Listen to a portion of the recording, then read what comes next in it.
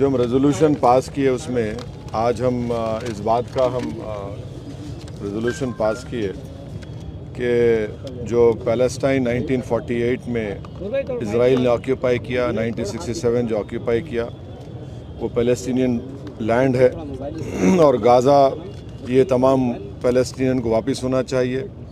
और Gaza world का largest concentration camp है। 2006 से गाज़ा एक ओपन प्रिजन बना हुआ है। और साथ ही साथ हम वेस्ट बैंक से इज़राइल का विड्रॉल पूछे हैं, पास किए हैं। और साथ ही साथ जो ग्रीक ऑर्थोडॉक्स सेंट चर्च में जो बॉम्बिंग हुई इज़राइल की तरफ से, हम उसका कंडेम किए हैं। और रिपीटेड सिविलियन इंफ्रास्ट्रक्चर जो टारगेट कर रहा है इज़राइल, उसे कंडेम करते हम। ऑस्लो अकॉर्ड का इम्प्लीमेंटेशन नहीं हो रहा, उसका ये इंटरनेशनल यूएन और यूएसए यूके का जिम्मेदारी है।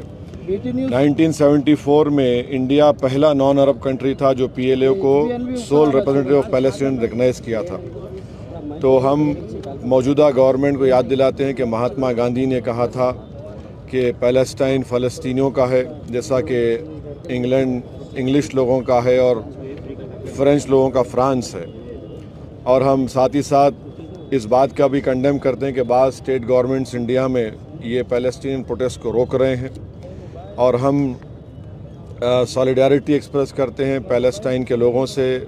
और जो हॉस्पिटल्स, चर्चेस, स्कूल्स, मस्जिदों पर जो बमबारी की गई हम उसे कंडेम करते हैं।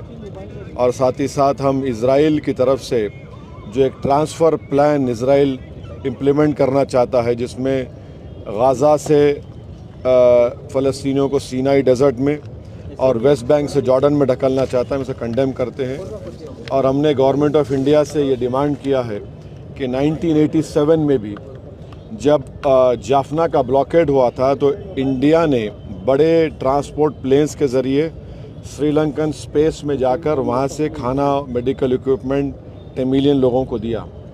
दूसरा हम मिसाल दे रहे हैं यूएस को ये मालूम होने के लिए कि जब बर्लिन का ब्लॉकेड को यूएस ने थ्वाट किया, रोका था और सोवियत यूनियन को बोलकर वहाँ पर एक कॉरिडोर बनाया गया ह्यूमैनिटेरियन सप्लाईज़ के लिए, जो जून 1948 से मई 1949 तो जाता था।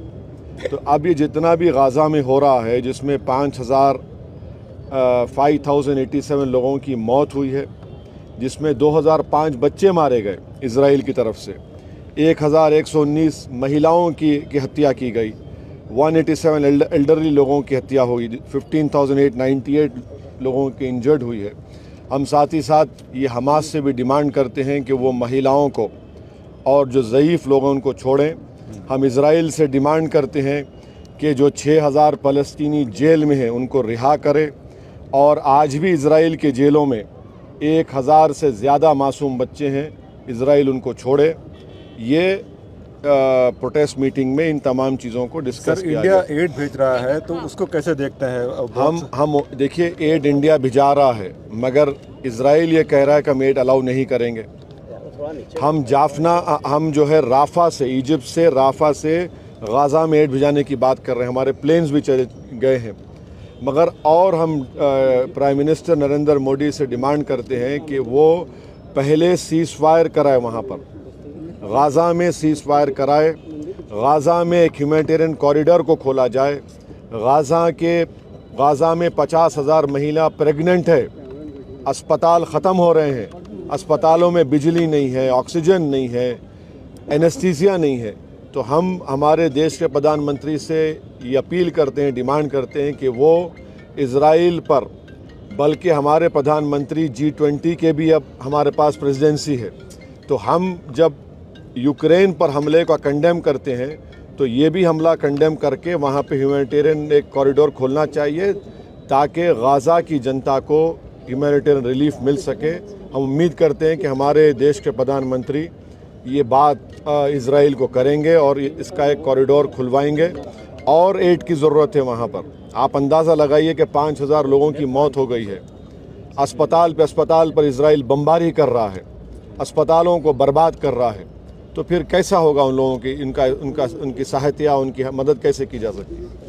सर, एक और एड के साथ आज प्रधानमंत्री ने भी कई देशों के हेड से बात की है एफर्ट्स कर रहे हैं? नहीं, प्रधानमंत्री से अभी प्रधानमंत्री के पास दिसंबर तक G20 की भी जिम्मेदारी है। जिस तरह G20 में हमने एक जॉइंट कम्युनिके बोलिए जॉइंट स्टेटमेंट हमने जारी किया, जिसमें हमने कंडेम किया था कि किसी भी कंट्री पर इन्वेजन का, ये ऑक्यूपाइड टेरिटरीज़ हैं। इज़राइल रेजोल्यूशन नंबर 242 को नहीं मानता है, 242 रेजोल्यूशन को मानना चाहिए। इज़राइल ये ट्रांसफ़र पॉलिसी के तहत अपने गाज़ा के फ़लस्तीनियों को सिनाई डेजर्ट में ढकेलना चाहता है और वेस्ट बैंक के फ़लस्तीनियों को जॉर्डन में ढकेलने का इनका प्लान है। ये जेनोसाइड कर रहा है इज़राइल गाज़ा में। देश के प्रधानमंत्री को एज ए G20 के हेड की भी उन पर एक एडिशनल जिम्मेदारी है कि वो सीज़ फायर करवाए और वहाँ पर एक ह्यूमैनिटेरियन कॉरिडोर खुलवाए ताकि फ़लस्तीनियों को उनको राहत मिल सके, उनकी जान बचाई जा सके। और मैक्सिमम बच्चे मर रहे हैं, आप अंदाज़ा लगाइए कि 2000 बच्चे मर चुके हैं। इससे बड़ा बर्बरियत क्या हो सकती है? क्यों सारी दुनिया खामोश बैठी हुई है? क्यों सारी दुनिया सिर्फ इज़राइल की ऑक्यूपायर एज अ फोर्स की बात कर रही है? क्यों फ़लस्तीनियों की बात क्यों नहीं कर रही है? ये बड़े अफसोसनाक बात है। ये इनकी ड्यूअल पॉलिसी है जो दुनिया के सामने लोग बेनकाब हो रहे हैं। जिस तरीके से आज आपने मीटिंग की है, क्या आप कुछ इस तरह की मीटिंगें और करने वाले हैं या फिर कुछ और जो पूरे देश भर के जो नहीं, हम तो यहाँ पर अपनी जिम्मेदारी को निभाए हैं और हम ये सबूत दे रहे हैं कि हम फ़लस्तीन की सॉलिडारिटी के साथ हैं। हम फ़लस्तीनियों पर जो जुल्म जेनोसाइड उन पर हो रहा है इज़राइल की तरफ से, उसका कंडेम करने के लिए हम जमा हुए हैं। हम आज के हमारे इस प्रोटेस्ट मीटिंग के ज़रिए हम देश के हमारे प्रधानमंत्री से भी ये डिमांड कर रहे हैं, अपील कर रहे हैं कि 1987 में जिस तरह जाफना में भारत के ट्रांसपोर्ट प्लेन्स ने इज़राइल के एयर स्पेस में जाकर टेमिलियंस के लिए खाना और मेडिसिन फूड सप्लाईज़ को ड्रॉप किया, इसी तरीके से भारत के प्रधानमंत्री पर एक एडिशनल जिम्मेदारी G20 के हेड की भी है कि वो इज़राइल को बताए, सीज़ फायर करवाए और एक ह्यूमैनिटेरियन रिलीफ के लिए कॉरिडोर बनाया जाए। ये बहुत ज़रूरी है। ओके सर, थैंक यू, बहुत शुक्रिया।